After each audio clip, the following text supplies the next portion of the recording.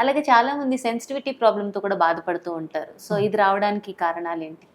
పైపొర enamel అరిగిపోతే పళ్ళు లాగుతాయి. So, major reason అదే. చాలామందికి రావడం ఎనామిల్ తక్కువ ఉంటుంది. పళ్ళు పచ్చగా కనిపిస్తాయి వాళ్ళలో. సెకండు కొద్దిమంది హార్డ్ బ్రషింగ్ వల్ల, తర్వాత పళ్ళు కొరికే అలవాటు ఉంటుంది నైట్ టైము. లేదా పళ్ళు అమరిక సరిలేక వేర్ అండ్ టేర్ ఎక్కువ ఉంటుంది. అంటే తగలాల్సిన చోటు కాకుండా అబ్నార్మల్గా తగులుతాయి.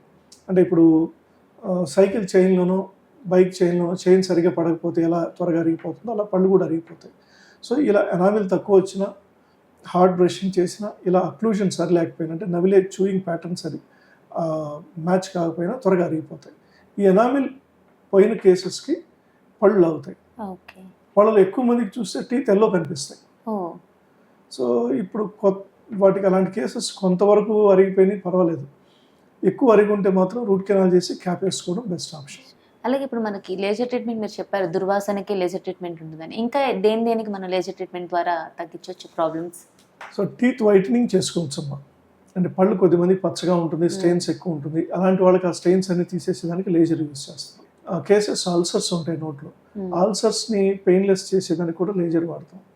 తర్వాత క్రౌన్ లెంగ్తనింగ్ అంటాం. అంటే పళ్ళు కొద్దిమందికి అరిగిపోయి చిన్నవైనప్పుడు ఆ చిగురు కొంత తొలగించి పన్ను లెంగ్త్ చేస్తాం ప్రొసీజర్. అలాంటి వాటికి లేజర్ యూజ్ చేస్తాం. సో మేజర్ ఇప్పుడు ప్రాసెస్ రూట్ కెనాల్లో కూడా ఇన్ఫెక్షన్, పన్ను నొప్పి వచ్చినప్పుడు ఆ పన్నును కాపాడే ప్రక్రియ రూట్ కెనాల్. ఆ రూట్ కెనాల్లో ఎక్కువ ఇన్ఫెక్షన్ ఉన్న కేసెస్లో లేజర్ వాడతాం. ఓకే.